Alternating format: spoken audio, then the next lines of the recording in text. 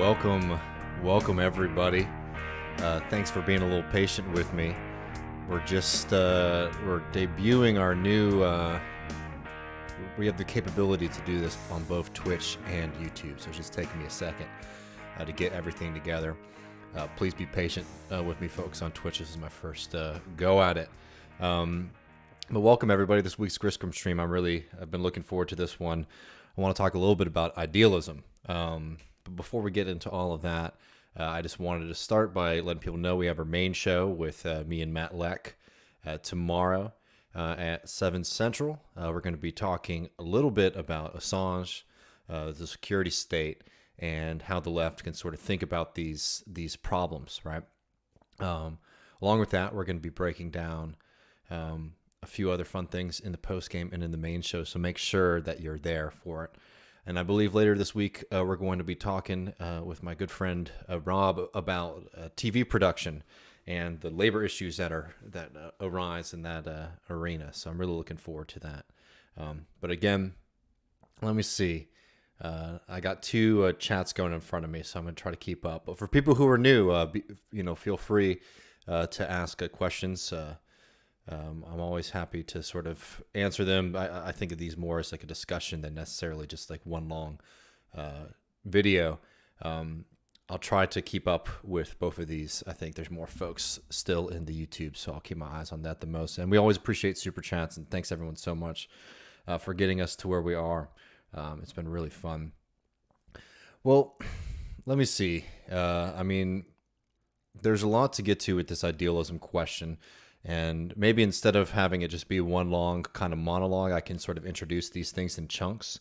So maybe to get us started, I'll put a little Sam Harris on, because when we talk about things like idealism, people tend to get a little confused, right? Because these terms can mean a lot of different things to folks, and when they hear the term idealism, people think things like, oh, you're idealistic, right? So that means you're very passionate about something. You have a lot of principles. And that's not really what we're talking about here with idealism. We're talking about idealism as a kind of way of looking at the world that is very much opposed to Marxism and materialism, right? Materialism is the kind of understanding that the material reality around us, technology, production, the way that we work, the way that our society is organized, is fundamental in human history, right? In understanding societies and understanding what is going to come next. Idealism, and I should add too, that ideas in the way that we understand the world comes out of those kind of structures, right? Idealism is the opposite. Idealism is this kind of idea that ideas in themselves, right, just through their mental products coming out and bouncing off of people in society, is what drives and changes history, right? And it's it was a very big philosophical puzzle for a long time, and it's something that Marxism very, very much rejects. But maybe to put some meat on that, I can put this Harris on. In 1 second. And Patrick, I appreciate the support there. I'll get to that in just 1 second.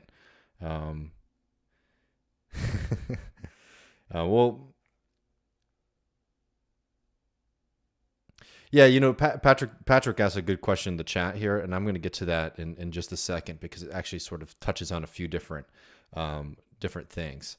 But let me start here. Let me play the Sam Harris for y'all first, and then I'll get to Patrick's question. The Sam Harris is a pretty interesting clip. It's him talking about Islam and Islam and why it's not a quote unquote, for Sam Harris, a religion of peace. And I'm not doing this to do a debunk of Sam Harris in general or atheism or anything like that. Obviously, I very much disagree with Sam Harris, and I disagree with the views that he's putting forward here. But I wanted to use this as a kind of springboard to talk about what idealism is, so that we can understand and critique it and understand, when we're falling to that trap ourselves. So the problem, the problem is not religious extremism, okay? Because extremism is not a problem if your core beliefs are truly nonviolent. The problem isn't fundamentalism. which we often hear this said. These are euphemisms. I mean, the only problem with Islamic fundamentalism are the fundamentals of Islam. Now, we have Mullah Omar and Osama bin Laden and Khalid Sheikh Mohammed. These guys agree about the nature of reality and how to live within it. And the problem is they are giving a very plausible version of the faith. Osama bin Laden is not the Reverend Jim Jones of the Muslim world. It would be wonderful if he were, but the problem is he is giving a truly straightforward version of Islam, and you really have to be an acrobat to figure out how he's distorting the faith. Now, if these guys were Jains or Buddhists or Amish or Quakers, it would be patently obvious how they were distorting their religion. I mean, in fact, their behavior would be unintelligible. Okay? It is not obvious by the light of Islam, and this is just a fact we have to speak honestly about. And no one should be speaking more honestly about this and more volubly about this than moderate Muslims. Moderate Muslims have to find some way to grapple with this fact. But to say that Osama bin Laden is David Koresh is just a lie, and it's a dangerous lie at this point.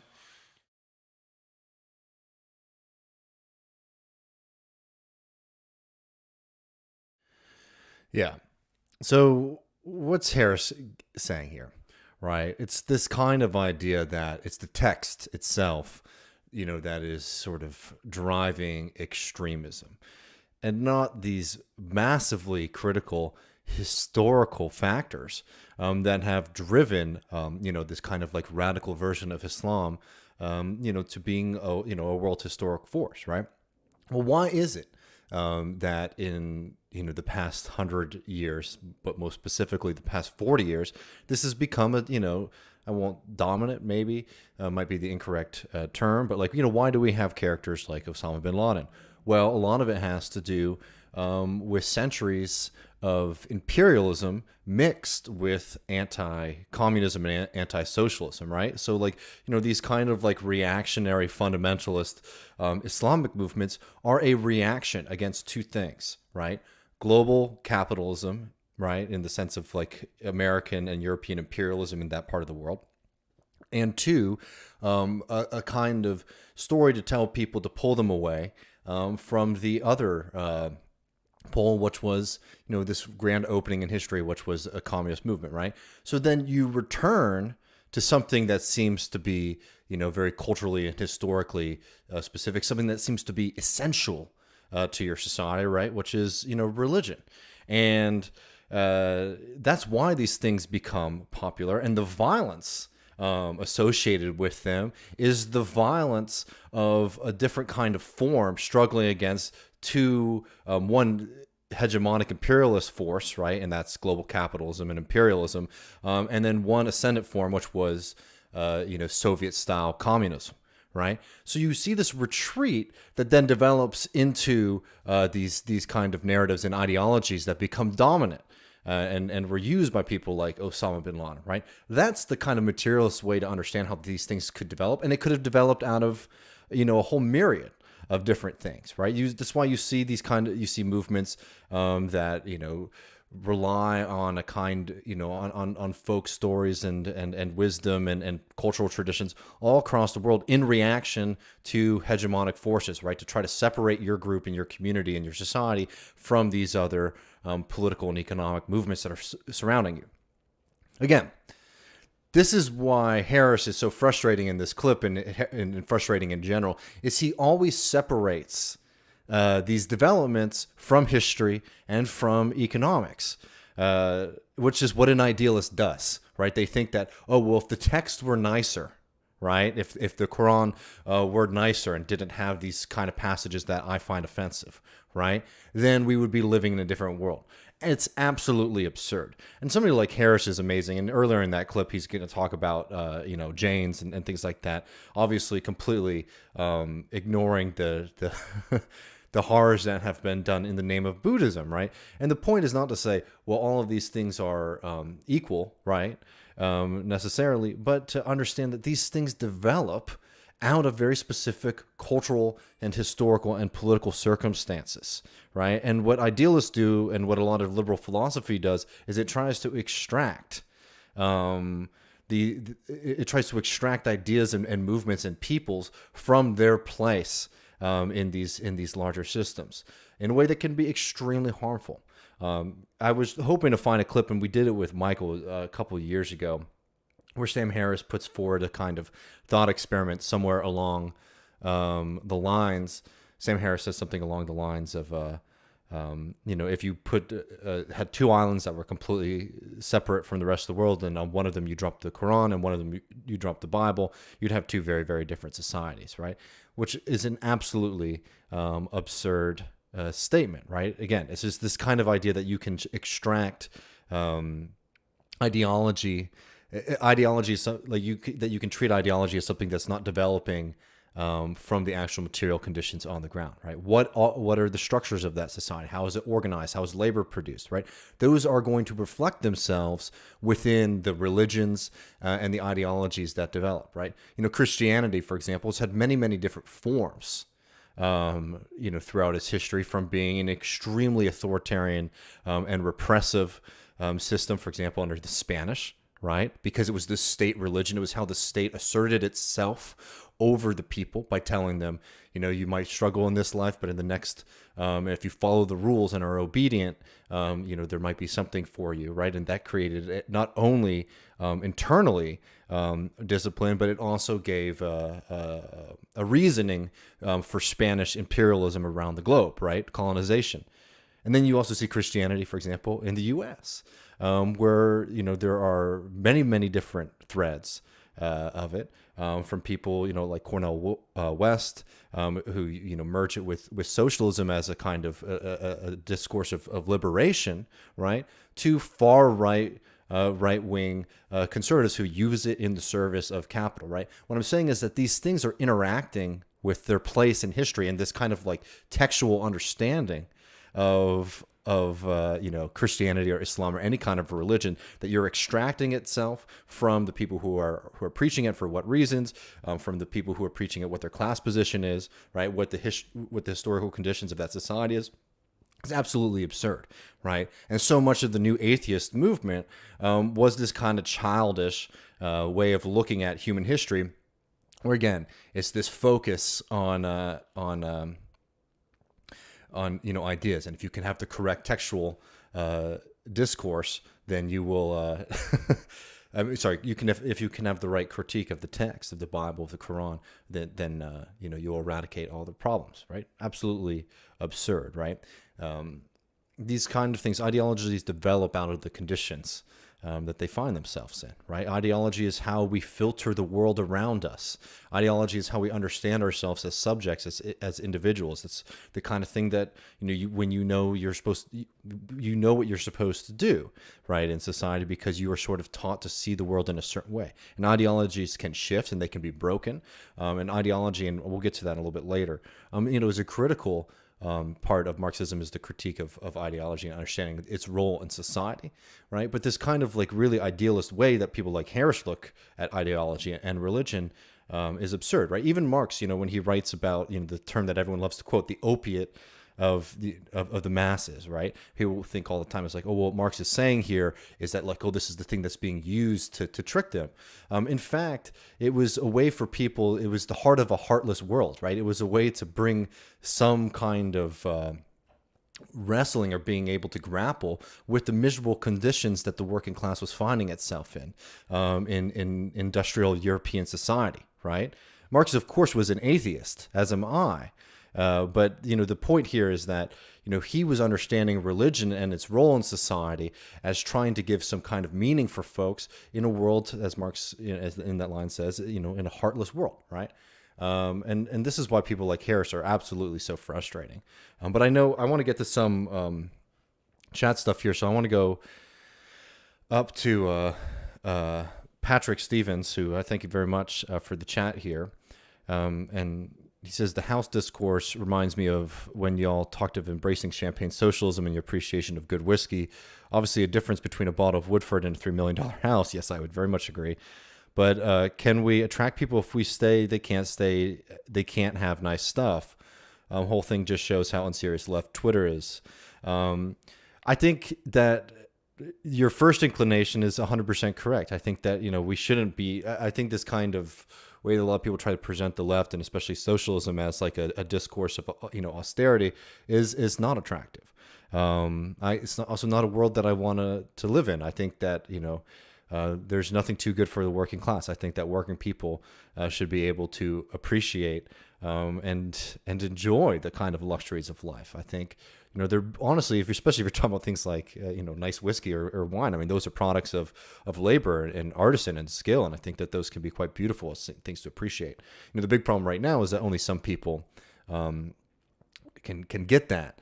The house stuff. I don't know if I want to wade too much in it. I did make a tweet about it, but I think that I was frustrated by the way that discourse immediately happened. One, because I don't think that we should be telling people that they need to enforce themselves, force themselves into being like paupers or this kind of swearing off, like having any kind of material possessions if they want to be on the left, especially people in media.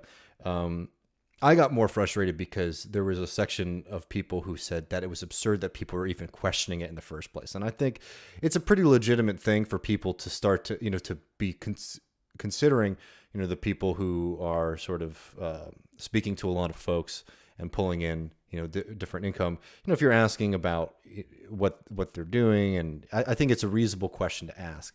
But I definitely fall on the side of saying, I think that people...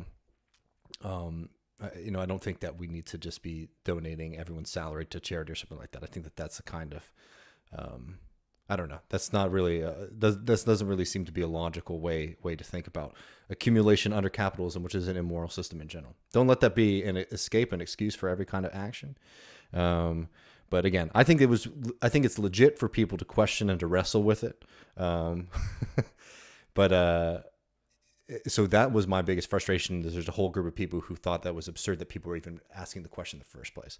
I think that if that's the way that people on the American left want to treat questions of individuals' personal wealth as something that's all right, and we're not going to try to enforce like a mutual shared vow of poverty, that's fine. But I also think it's very legitimate for people to question and to ask whether or not they think that's right. And that's really what infuriated me when I saw a lot of that discourse going on personally. But I'm curious what you'll have to say. I know there's people in the Twitch chat too who say Harris is a shitty person. That's very true.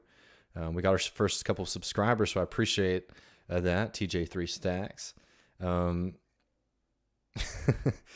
David Bellard says, has Sam Harris ever read the Christian Bible? Talk about a fucked up text.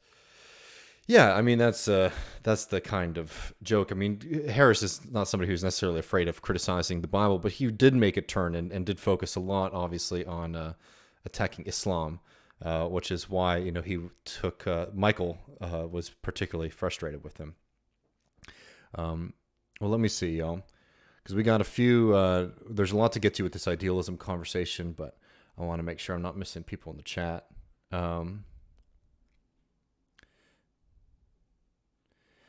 I don't know what Mark asked what my favorite UG Key song is, and I'm not sure. I'm sorry. Have you ever read Never Let a Serious Crisis Go to Waste by Philip Murlsky? No, I have not. Send that my way. Sounds interesting.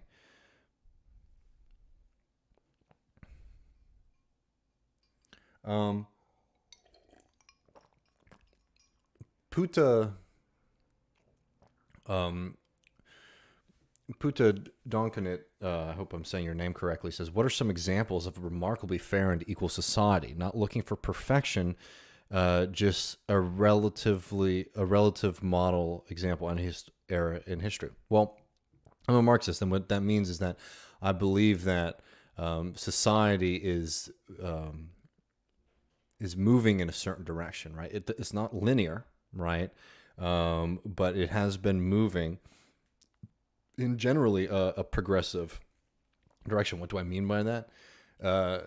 Capitalism was a massive improvement over feudalism, in the same way that I think that socialism will be a massive improvement over capitalism. If you really would like me to point to some societies that I think have had incredible achievements, I think, look at what happens early Soviet Union, not just economically, but when it comes to social rights. I think one of the most incredible examples of the Soviet Union is early on in the Soviet Union, they implemented what they called the postcard divorce, right? And what that meant is that if you wanted to divorce your husband, if you're a woman who wanted to divorce your husband, you could just write on a postcard and send it in to the central government, and your marriage would be nullified, right? And I know divorce is obviously a sad topic, but you have to also remember, in like a capitalist patriarchal society or a feudal patriarchal society, what Russia transferred from, there were a lot of women who basically were trapped and held essentially as property by their husbands. And in just a few years, those shackles were able to be dropped. I think that was an incredible moment in human history. But for me, it's about the future, right? I think that sometimes looking, I think, obviously history is critical, but saying, okay, I want to remake society based on some kind of like ancient society or something in the past is not how I think. I'm very much a future-focused person, as I think most Marxists are. I hope that was that answered your question. Well,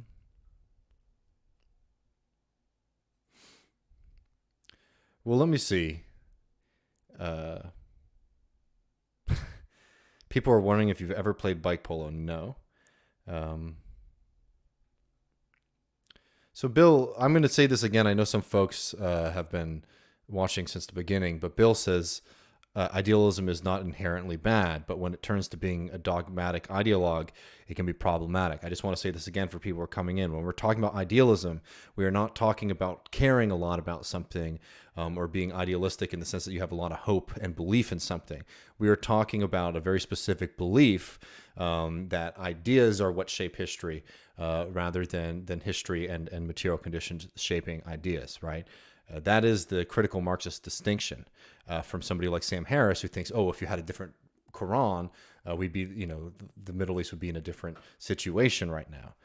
No, those are those societies are shaped by history, by resources, by imperialism, and by capitalism, right? So idealism is this kind of misplaced belief that it's ideas. And the reason I want to get to this as our stream today was because I do see us falling into this trap of idealism. Because I'm going to be completely honest, all of us, you're born in the United States, you learn about politics, you think about democracy in a very specific way. You think about politics in a very specific way.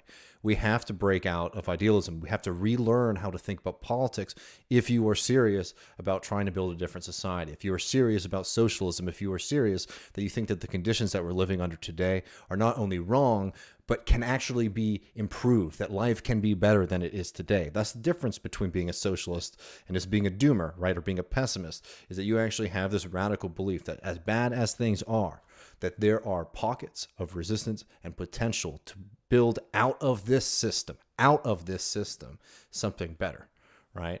And I think we have to start to deal with some of these basic philosophical understandings if we want to get there. Because we have to relearn how we do politics. I mean, so much of the left was developed in this very specific period of time, right? This Bernie Sanders movement. So much of like the modern left, right? It's something, it's a shared experience. Regardless of where you were before, we all, most of us went through that experience together.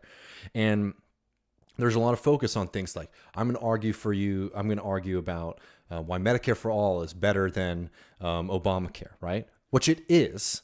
But it was this kind of belief that like what politics is about winning the argument, right?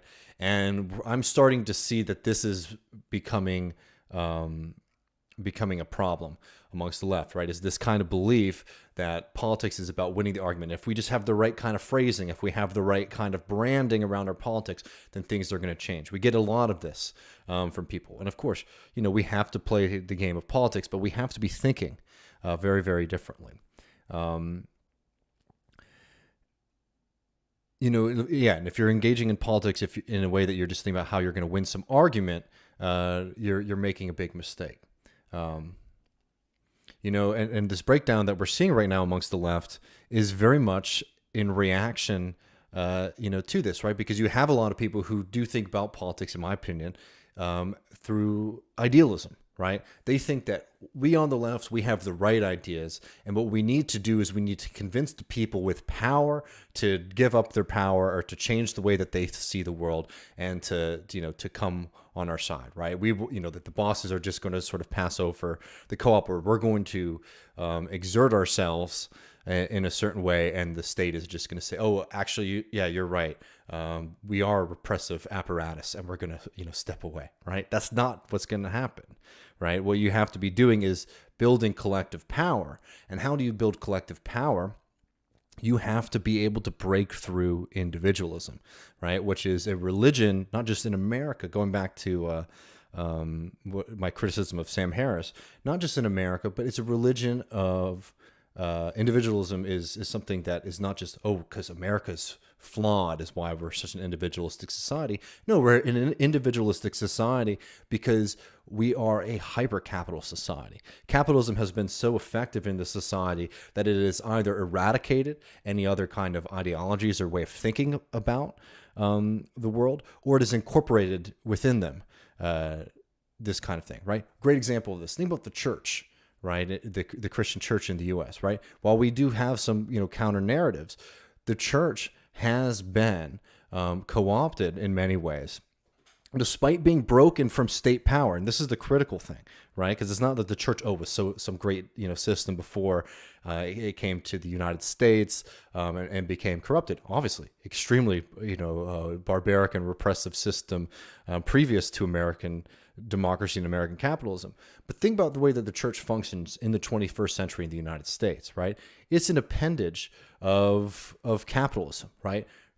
A lot of the doctrines are doctrines about individualism. They're doctrines, about wealth, prosperity gospel, things like that. And those become massively popular and important parts of American society, right? That's how ideology reasserts itself, right? And even though, Christianity predates capitalism, capitalism has subsumed Christianity and Christian ideology into it, right? So that you can go and learn a version of Christianity that is not going to challenge the system of capitalism, right? And the same thing could happen and does happen with Buddhism and Islam, right?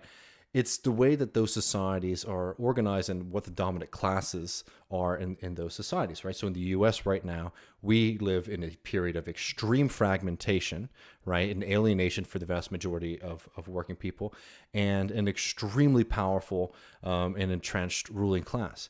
Is it surprising that the ideologies that are sort of pumped out to us through the media and through community reassert that kind of dominance and hierarchy? If they don't reassert it explicitly, they at least make apologetics for it. So and that has very little to do with the actual text of the Bible, right? You can come after people like Joel Osteen for being obviously a huge hypocrite and a fake Christian, but that's not going to fundamentally shift that discourse or his existence, right? Because if it wasn't Joel Osteen, it would be another character, right? That kind of prosperity gospel Christianity was in the cards because capitalism eradicates all kind of former beliefs and ideologies. That's why it's such an effective system. So how do we get out of that? Is the question, right? And there was this kind of idea from a lot of socialists, especially in the late 1800s, early 1900s, that the working class was just going to self-actualize itself, right? It was going to be able to people were just going to rise up and smash the system. Well, we've learned now, it's 2021, that that's not necessarily going to be the case, right? So how do we break out of it? It's the hard work of doing serious political education, right? And this is where we're going to get to the idealism stuff. And I'm sorry, I want to get some, I'll start getting some questions from the chat in a second, but I just want to make sure that I get this point across so then we can all be on the same page, right? The hard work of doing political education, right? And what does that functionally mean? Let me give you a specific example of why political education is better than even just practical experience, right? If you're a union member, there are many different unions in the United States. Some are much more militant than others, right? And for some people, unions are just a purely like practical structure, right? You get a job, you know, as an electrician, and you get told this is what your contract says, this is the benefits that you get, you know, welcome to the team, right? And there's, you know, a lot of people in unions who that basically is what their experience of being a union in a union is, right? It's like, okay, well, these are just some perks that come from like this workplace that just happens to have a union that I work at. Versus people saying, okay, here are the benefits. This is how we won them. This union that you're a part of is not just, you know, something that just negotiates contracts for you, but it is actually a function for your interests as a member of a class, as a member, as the worker versus the boss, right? And if you're going into a union from that perspective, you're going to have a much stronger class consciousness, not just in the sense that like, oh, you appreciate it, right, which is good, but in the sense that you start thinking a little bit differently, right? If you see an opening where you could take advantage, where your people could take advantage, you're more likely to take it because you're instructed and you're thinking about politics in the workplace in this kind of more militant, more radical way. And that's why you need political education, right? So political education is not necessarily just sitting down with somebody and saying like, okay, here are the big texts from the, you know, the super smart socialists, but also that kind of practical work too of giving people a practical political education so that they understand the systems that they're a part of and how they function and work, right? Excuse me. So that's why political education is critical. And what has happened so much with the left is that we thought that through a kind of popular mass media campaign, we're talking about the Bernie campaign, that we could pull so many people into a left-wing way of thinking about politics that you know, that we would basically skip that step. And what we're seeing right now is a lot of people who are activated in the sense that they're consuming media, they're following politics in the sense that they're saying, okay, who's winning, who's losing, what's going on. But they're feeling very hopeless and frustrated because, okay, well, what's the avenue, right? There's a whole group of people who've been thinking about politics like, well, politics is when you get to vote for a hopefully, you know, leftist progressive candidate in the presidential election, right? You know, if that's the reality, we're screwed, right? But this kind of moment that we're having right now is like we don't have the kind of direction that we need, and it's because we skipped the organizational aspects that we needed, and we also skipped the political education aspects that we needed, and we're falling into this kind of trap of idealism, right? Or even when you talk about something radical that could fundamentally shift things, it's like descriptive, right? It's like, this is like the general strike thing where people are like, we're going to do a general strike. And if we do a general strike, then we'll shut down industry. And if we shut down industry, then they'll have to like, you know, listen to us, right? But you're skipping that critical step. Well, it's like, okay, well, what's the vehicle and what's the organization, right? But it's this kind of idea that like, if you can just convince enough people, like through tweeting and through media, that people are going to say, okay, I'm not going to go out to work on September 13th or whatever the hell, you know, people decide, right? And that's just not how it works. So it's not just categorically wrong. It's wrong in the sense that it's thinking that like politics is just about you know, the act of casual persuasion. No, politics is about organizing yourself into a collective that is bigger than yourself, right? Or your identity, and acting in that interest. And politics is what happens when those interests collide, right? When you see conflict. And conflict is what politics is about. And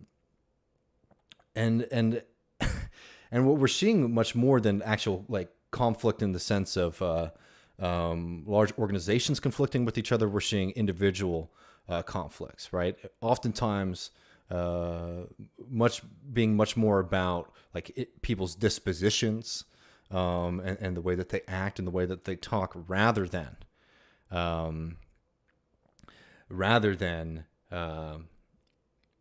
as a member of class, right? So I want to take some questions in 1 second. I have more to get to, but I want to make sure that y'all are participating in this.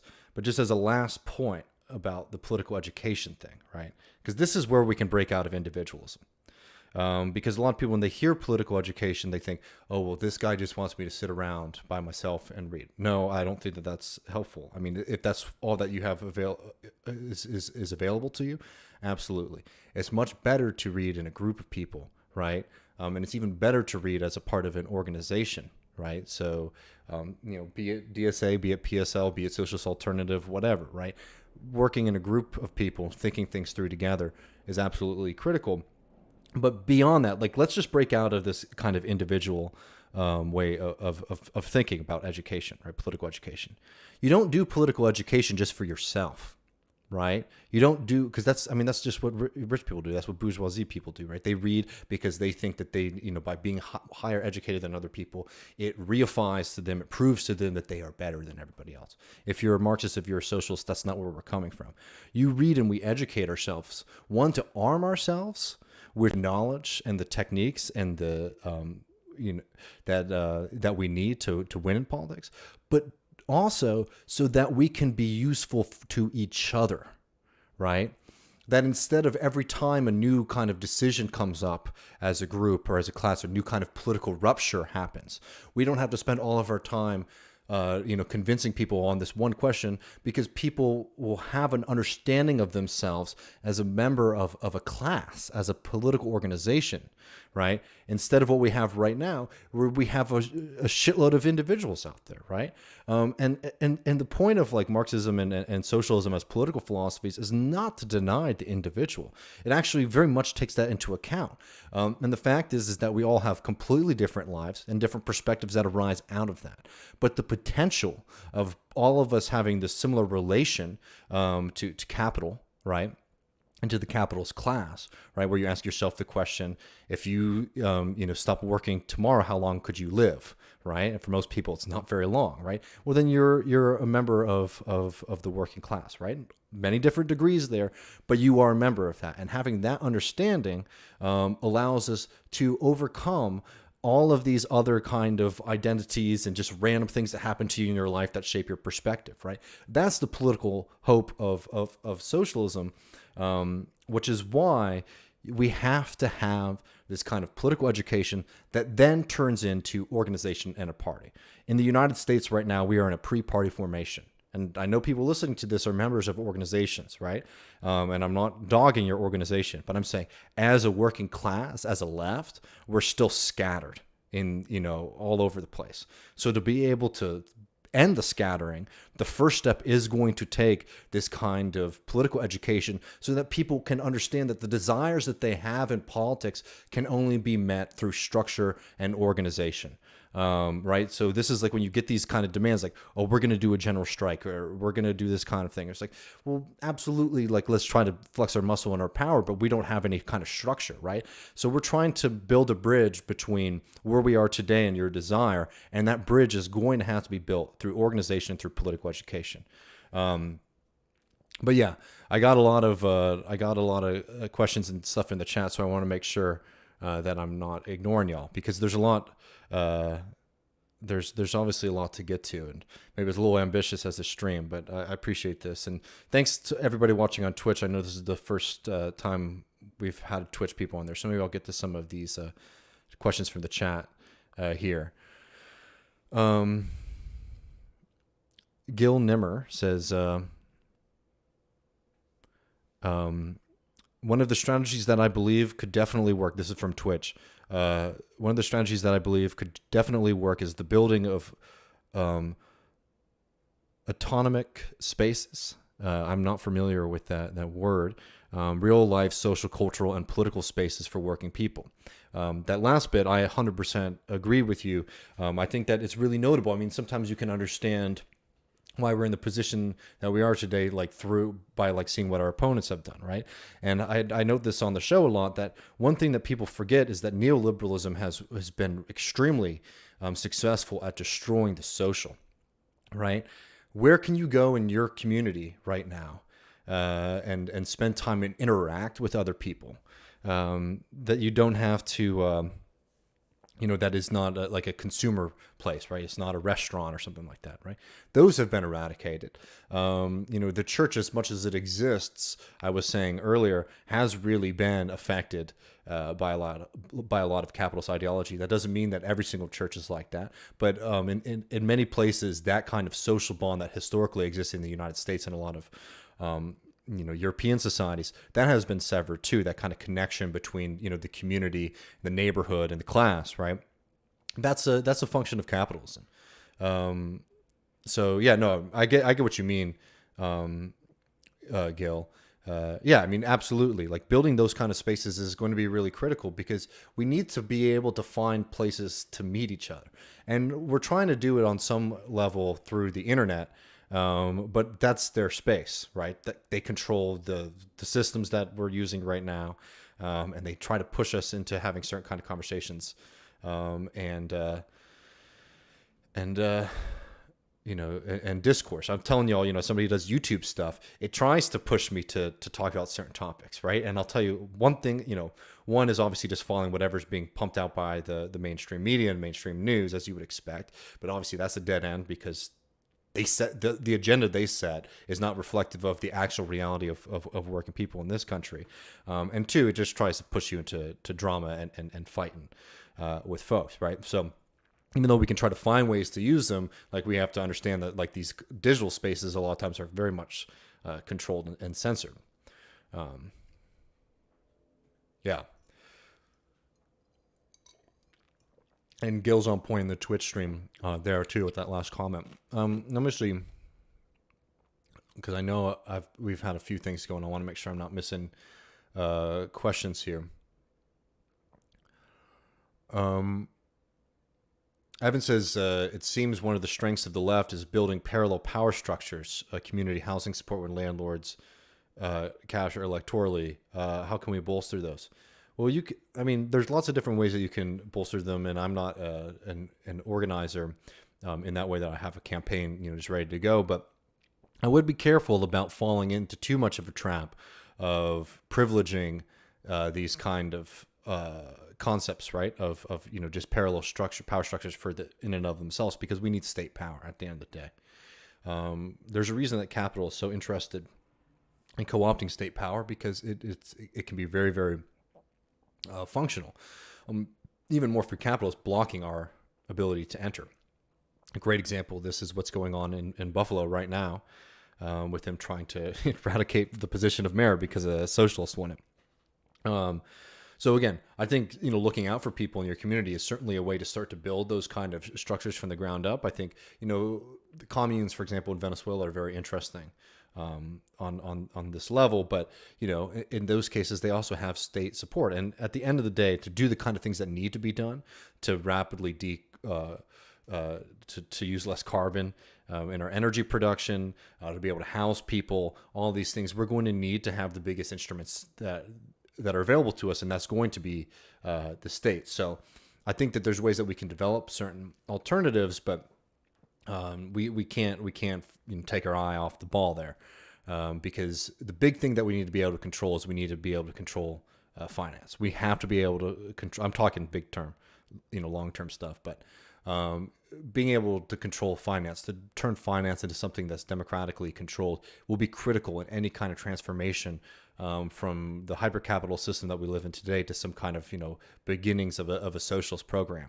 Until we can control finance, we're going to be extremely limited, because we don't have the capital, we don't have the money. That belongs to them, that belongs to the rich people, and they use that power to choke out any kind of alternatives, right? This is why what we want to happen hasn't happened, because as long as you're thinking about politics as Democrats versus Republicans, who's winning this election, that election, et cetera, and not thinking about politics in this way, who has control over investment, who has control over the military, who has control over, the workplaces. And these aren't always the same groups of people, right? But if you're not seeing that those are the actual pieces on the board of politics, you're making a big mistake. Let me see. People, I know mutual aid has been a really hot topic. Again, I'm not against mutual aid, but I think there's a couple things, especially in the U.S. We have a real kind of historical disadvantage here because a lot of American leftists think small is better, and that's not the case at all. Actually, concentration of productive and forces, concentration of investment is something that is positive in the sense that we can take those systems over and use those to our advantage, for sure. This is from the Twitch.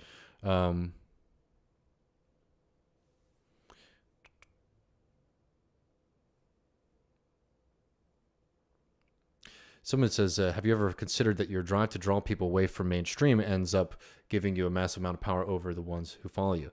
Well, I don't want to drive people away from mainstream. Actually, I want our ideas to become mainstream. So that is certainly, I think the worst thing that we could do right now is actually turn this movement into a kind of small cultural niche. And there's a lot of people who I think don't have any intentions of making this much larger than it is today. Gail says controlling finance, meaning building working co-ops. No, I mean taking over the banks. Yeah, the big kahuna. Let me see. And Evan says, thanks for the stream. I appreciate you being here and talking to us. We got some grill pill in here. Yeah, definitely get grill pilled if you're not already. How do we take control of finance? That seems harder than building a mass party. Well, only in the sense that we have to have the mass party before we can deal with the finance question. It's more and more the questions of political organization is first and foremost for both dealing with the housing crisis and workers' rights and things like that to climate change. Yeah, I mean, it's organization. You need political education, and you need to have. There's a really good concept in the Marxist tradition that I've always really liked, and I think people fall out of it when because for some, I became a Marxist. I'm not that old, but I became a socialist and a Marxist, a little bit earlier than the Bernie stuff. So I had become a Marxist with this kind of conception. It's like, oh, this is going to be like a personal, secret, right? I didn't think about it in a sense like, okay, this is how I understand the world, but not really attached to political action, right? And now we're living in a completely different moment, right? And I get worried because I'm seeing it start to slip away. Anyways, I bring this up just because there's like maximum demands and minimum demands. And so much of being engaged in politics in the past 5 years has taught me that these kind of minimum demands are actually critical, not only because they're achievable, but they can bring a lot of people in. What do I mean by that? The Bernie Sanders campaign was like a minimum program demand, right? Like Bernie Sanders wasn't running on mass socialism. Bernie Sanders was running on giving people socialized healthcare, right? And higher minimum wage and things like that. Those are really critical fights, and they bring a lot of people in. But we have to attach them also to the maximum demands. Maximum demand is definitely public control of finance. There's things you can do with state power for sure, but we have to have the kind of political and social organization to be able to touch those things. And there's been this divorce, right? Because old school Marxists and socialists were all maximal demands for most of American history, in the sense that they were just like, okay, I'm against capitalism, so I'm for the eradication of capitalism. And that was how some people engage in politics, right? Well, obviously, there's no button to press for that. You have to build up the power. So at a certain point, it's like, okay, well, that's just my desire, and I'm just going to live my life with a kind of personal beliefs, right? So you have to attach the minimum program to a maximum program to be able to start to build up power. But sometimes I think that you fall into this trap where some people who they're all minimum program only. And no, we have to be able to be thinking in the long term if we're serious about these things. If you're serious about climate change, you need to be able to think about building politics in the long term.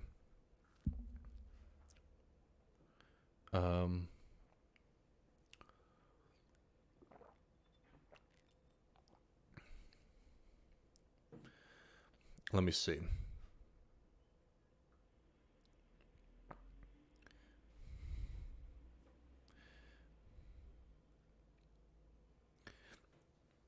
I don't know why people. I mean, I'm not trying to be worked up about this, but the mutual aid question, I don't understand where people are coming from with it. In the sense that, like, that's a tactic, that's not a strategy. Mutual aid is just like in the longer sense of building political power. Mutual aid is like leveraging the organization that you have around you to do some good in your community, which again I think is a completely viable and worthwhile pursuit of groups. But I think that there has become a kind of fetish around mutual aid and thinking that like that's going to be the break in the system. I'm telling you right now, that's a very utopian belief, because they don't care if I'm talking about the bosses and the state and the system. They don't care if, in addition to working and being exploited every day at your job, that you're spending time outside of work, making sure that, some people that, we're redistributing amongst ourselves our time and effort and abilities, right? I think it's a very good practice. I really, there's some people who like get so weird about mutual aid in the sense that like they're against it. I don't have that belief at all.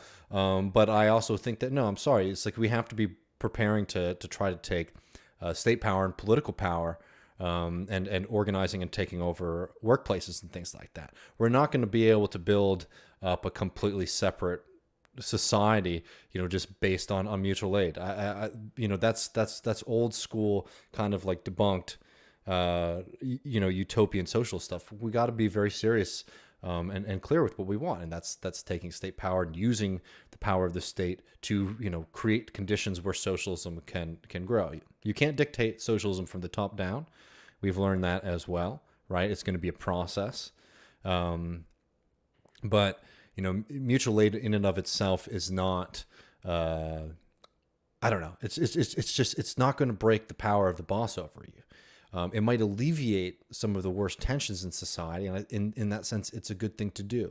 In the sense, if you see somebody around you, hurt, you help them, absolutely. And if you can organize people to do something practical in a period of time where they don't feel like there are a lot of other avenues for them to engage, it's worthwhile. But that can't be the long-term goal in and of itself.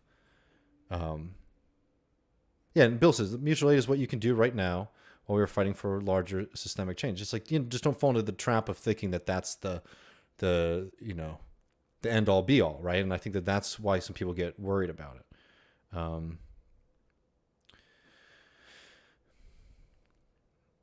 Let me see. No, mutual aid does not let you opt out of capitalism. Everything that around you is produced through capitalism. Thinking about opting in or out of capitalism is a really unhelpful way. This is coming from the Twitch stuff. It's a really unhelpful way to think about these things, right? Because this is like falling into this individualist trap, right? We're thinking about politics as like your individual choices instead of yourself as a member of a class, right? And thinking that you're going to be able to opt out of capitalism. They did that. That was the 60s, baby. That was people going off and creating little hippie communes and saying, we're choosing not to participate in consumer society, right? And you see all what that did, right? Because for them, that was all that they could do, because they saw themselves as individuals. They developed in an extremely individualistic time, which was the 1950s. We've developed in a very different time, right? Still under a capitalist hegemony, right? We're even more alienated. I think the bigger difference right now is people are much more defensive minded because there isn't this kind of hope there isn't this kind of hope that's instilled in us anymore. I think people do have a kind of, oh, this is about to collapse kind of mentality, right? Which again, that's not a great place to be building politics out of either. But anyways, the idea that you can opt out of capitalism, I think it's ludicrous. And again, that like it benefits them as well. You want to go off into the woods with your friends and opt out of capitalism? Okay, cool. I'm going to sit here and exploit millions and millions of people and be a billionaire and watch the planet burn while you guys are, hanging out. It's not a threat to the system to have people opt out or opt in. Again, that's idealistic thinking instead of materialist thinking.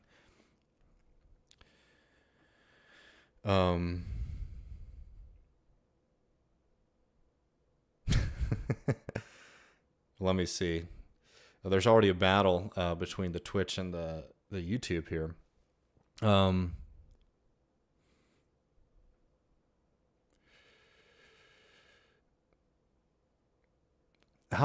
there's a couple questions here from Nadia. I appreciate the question. How does they ask here, how does mutual aid dovetail into other strategies? I think much more than anything else, the fundamental task that if you are sitting here listening to this right now and you consider yourself to be a socialist or a Marxist, the task that is in front of us is building a political vehicle that can help us articulate our power, right? And that comes before any of this other stuff that people are talking about. When you hear people talking about things like general strikes, things like that, we don't have the organization to even tell people that that's what we're doing. If that's what that you would be interested in. And I think that there's a kind of false belief, I'm sorry to say, that a general strike in and of itself would lead to socialism.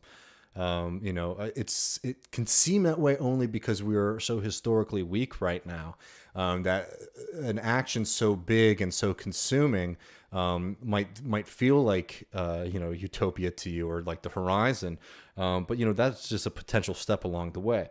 What we need to be focused on is building political organizations that can articulate and think with us, right? What I mean by that is we can articulate our desires as a class, and that means doing things like minimum and maximum demands. If we had a political organization in the United States right now that could articulate and say, we don't want to be forced to go into work, especially doing menial labor and things like that, during a global pandemic. We want to be paid to stay at home, have food provided while we wait this thing out. We also want to have the tap start flowing to us. It's been too many decades of money just flowing to the richest people in the society. I mean, this most recent shutdown, this pandemic, has been an incredible boon to the people at the top. And it's not just and why was that? It was because every weapon that the government has when it comes to trying to pump money back into the U.S. economy when it needs to stimulate the economy, all of the money, all of the avenues that they have to do that effectively go to the people at the very top, right? That's making sure that asset prices don't drop. That's making sure that increasing people's loan balances, right? And things like that. We got a small taste of it with those direct payments, and it was a big fight, and it also changed the game for a lot of people, the way that they think about politics. I bring that up because those are minimum demands, even though they might seem quite large, right? We have to be building a political organization that could articulate that on a national stage to working people. And then having that same organization being able to flex the muscle of the working class. And what is the muscle of the working class? The muscle is, one, that there's more of us, and two, that we operate in a very specific part of production. Meaning that if we stop working, the whole thing ends, right? That the people who are rich, they're rich off of the labor of the working class, right? But as of right now, we're just a bunch of atomized individuals with unique political perspectives. Some of them socialist, some of them liberal, some of them reactionary, right? And we don't have that organization that is able to sort of break through all of that, all the random things that happen to you as an individual, and to start to have people recognize themselves as also members of a larger class. So, in terms of mutual aid, I think that mutual aid can be extremely, beneficial in maybe doing some kind of general outreach. to folks, but I don't know if that is necessarily going to be the thing that builds that larger organization, right? I think that it's something that people feel compelled to do because we're human beings and we don't want other people to suffer. And if you feel like you have the ability to do something to help other people, that feels like a viable, useful use of your time. But it's not the same thing as building that organization. Again, it can be used as potentially a recruitment strategy, I guess. But I think more and more it's much more about, people saying, okay, I have idle time. And I know some people, and we can put stuff together that will alleviate somebody's hunger. I'm going to do that, right? And again, I think that's a good, humane thing to do. But this is why this mutual aid conversation sort of confuses me, because I don't see how you could make the big jump step from that into this mass kind of political party movement that we need to build.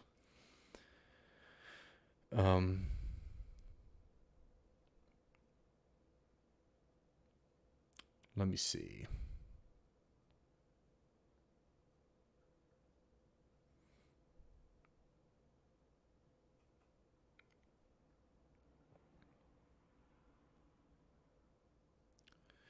Thanks so much, Kyle, for the chat there. Benno says, don't know if you're looking at the chat. I'm trying. There's a lot of them. But just because it feels tangentially related, if you haven't talked about it, wanted your thoughts on where worker co-ops fit into political strategy.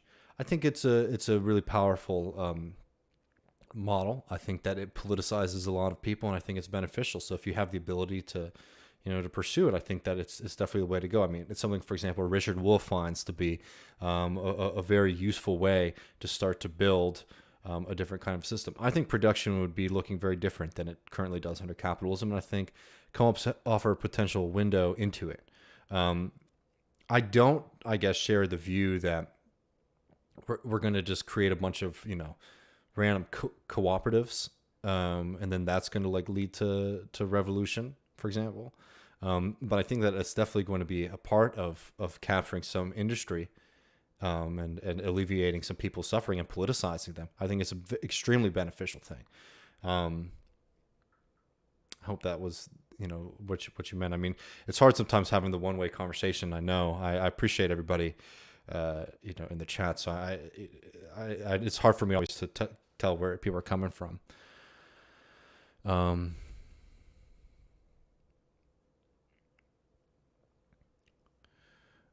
Skeltowards in Twitch says, problem with most successful co-ops like Mondragon in Spain is that they have to compete in an exploitative system. They are far more equal than a non-co-op business. I think that's pretty fair, right? That's the kind of nuts and bolts thing that I think that sometimes socialists don't get, is that if you're competing in a capitalist market against people who are using, let me give you an example. We're trying to get some merch going on here, and I'm trying to find a way to make sure that we can do it in a way that's affordable for everybody.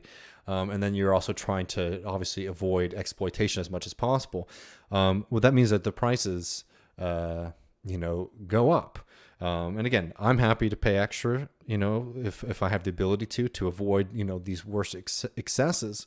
But, if you're competing against everybody else, it puts a cap on what you're able to provide for your people. And in fairness, the way that American capitalism works today, there's a lot of profit that can be eaten into to still be providing fair and low and competitive prices for people, and making paying all the workers in the co-op a very high wage. I mean, we all know the stats about how much an average CEO makes versus the typical worker, right? But yeah, there's a cap if we're still in this kind of dominant mode of production. I think that's actually a very good point from Twitch there, from Skeletorts, that you have to think about what the dominant mode of production is too, and not just the specific one that you're interacting with.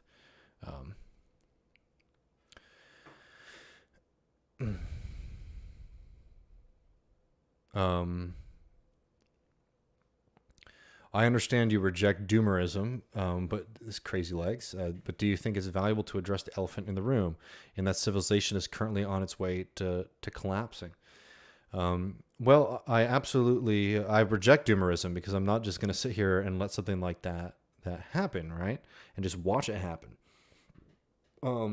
But I think that I would actually sort of expand what you're saying, like you're saying civilization is collapsing. I mean, for who? For working people, yes. I mean, you read the stats about people our age who are afraid to have children, myself included. Not just because of what you think of the future, but just like the practical reality of like, how could you afford to do something like that in the society, right? That's a breakdown of human society, no doubt about it. But civilization like sort of implies the whole, and it's not the case for everybody. I mean, there is a group of people at the very top who are doing very, very well and continue to do well despite climate, catastrophe.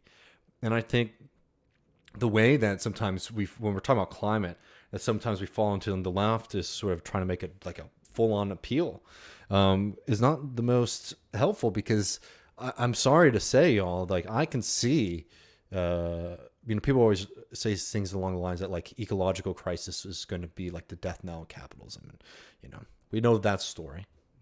Capitalism is always one crisis away from full breakdown, right?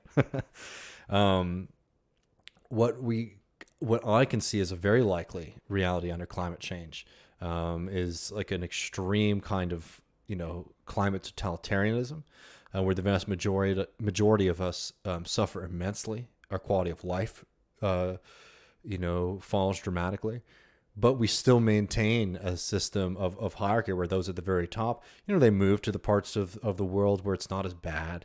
They still extract and burn carbon and fossil fuels, less so, as they realize that there is a ceiling on that kind of activity.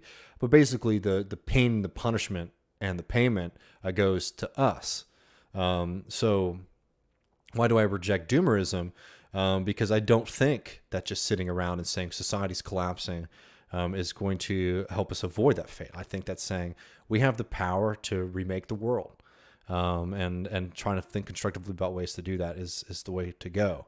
That's it for me. And like, I always say, like, I find being a socialist to be an extremely optimistic society, even though it's critical. I'm sorry.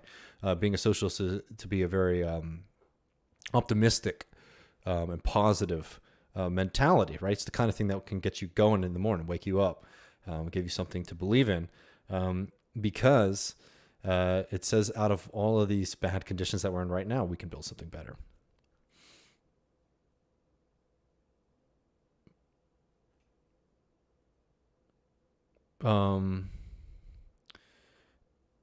Friend Iwan wants to know if I could talk about Society of the Spectacle. It's a very interesting text. I don't think in this conversation we'll have the scope, because we've actually been going for a little while. But let me see.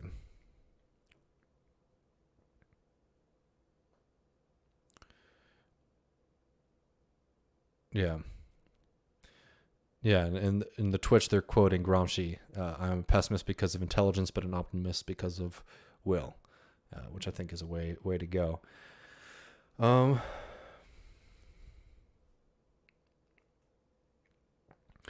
think really thinking about things in terms of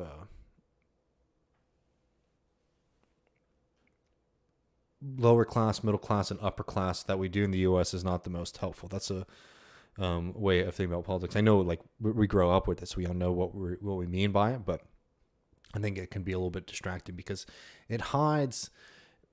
Class is one of those things. I hate to like cite my own work, but maybe I'll post it on Twitter if people are interested after. But I did a bit for Jackman when I was still doing videos there. About this kind of question of class. And I think the way that this is ideology, honestly. In the U.S., the way a lot of Americans think about class is tied to like just their income and what kind of stuff they own, and more problematically, just like their culture, right? Like, oh, you can be poor, but you have high class, right? Kind of thing. When instead you should think about class as a relationship, and not just a relationship to the means of production, and a relationship to capital. And I've said this over and over. Like Eric Olin Wright, I think has a very good formulation to sort of start to deal with this question. It's like, if you stop working tomorrow, how long could you get by? And that varies for all of us, how much savings you have, things like that. But what he's getting at is there are people who don't work, right? But they're getting, money constantly because they benefit from capitalist accumulation, right? They benefit from that system where they've completely extracted themselves from production. And if you're not in that group of people, you're a member of the working class. And again, there's gradients and all these kind of things. I'm not denying that at all. I'm somebody who talks about where I come from a lot. So I'm not somebody who thinks that it's outrageous to make those kind of considerations. And I think that, a lot of us have very different experiences. I mean, poverty's a little bit realer if you're somebody like me, than if you're somebody who grew up, in a comfortable, community. But I also can recognize that we have a similar relationship to this system. Maybe it might be clearer if you're on the very bottom rung of it. But I think in general, this is something that we can sort of overcome. Anyways, I bring this up just because in the U.S. we always talk about lower middle class, upper middle class, blah, blah, blah, right? And it's just a trick. It's a trick to try to make people who are being exploited feel like they're better off than other people. And that's why I like to use the term working class instead, right? Because it sort of pushes back against this kind of way of thinking, because they want us to sort of fight amongst ourselves and be envious of one another and all that kind of stuff. That's why we talk this way. I mean, before, when we were younger, it was lower class or poor, right? Middle class, and then upper class, right? And then it became lower middle class, actual middle class, upper middle class, lower upper class, right? They're starting adding all these gradients to start to make you feel that you're better off than somebody else, right?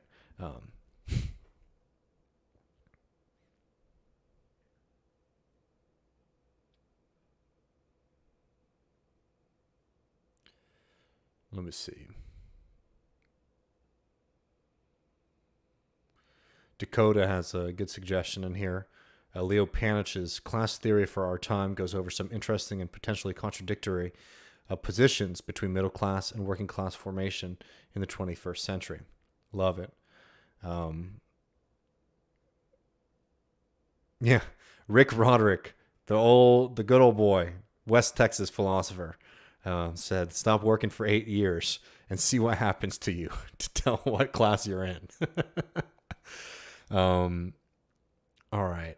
I think I've enjoyed this one. This was a little bit longer than we usually go. And I'm going to have to get going tomorrow. See, Bill, I appreciate the chance here, but Bill says, "I'm sorry, but comfortable people have less urgency. It's not the same kind of working class." We can recognize this, but also be able to recognize the fundamental political fault lines of our time. And we need to sort of stop thinking about class politics as a question of disposition, right? Like this is the kind of thing that I'm trying to talk about right now with this idealism distinction. There's so much discourse around people's disposition, right? Are you really mad? Are you mad enough about this? Are you feeling this the right way about this? How are you reacting to the news, right? Are you watching enough? Are you watching too much? All that kind of stuff, right? This is kind of dispositional politics, right? It's politics of an individual. It's like, what is your reaction to these things that are happening, right? So in the case that you're stating, it's like some people who make a higher wage than other people, they have less urgency, right? So that is an analysis that might be potentially useful when you're thinking about where to start getting mobilization to happen. But as a kind of as like a fundamental political category, I think you can make a mistake. Look, I'm one of the first people, who was doing PMC stuff when that became in vogue. Michael and I were working on a book together about PMC stuff. So it's not something that's lost upon me to talk about these things. But the PMC thing, I think very quickly just devolved into cultural analysis. And we're developing all these ways of thinking about society and politics in this country, to that are just ways for us to avoid just doing very basic kind of class analysis. And we need to be nuanced, and we need to understand all the different factors in society. Don't get me wrong. But it's amazing to me the different directions that everybody is sort of sprinting intellectually in the post-Bernie moment. And I think that we need to maybe take a second and self-reflect on whether or not this is very positive or not. And, you know, again, because everybody's going to react to this differently, right? I know plenty of people who grew up, you know, little trailer park kids like me, who have no urgency about political change.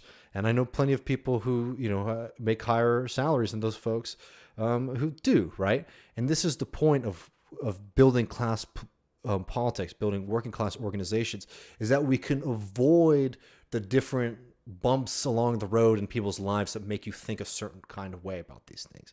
And instead we can start to create an understanding and an organization and a movement that is able to tie these things together.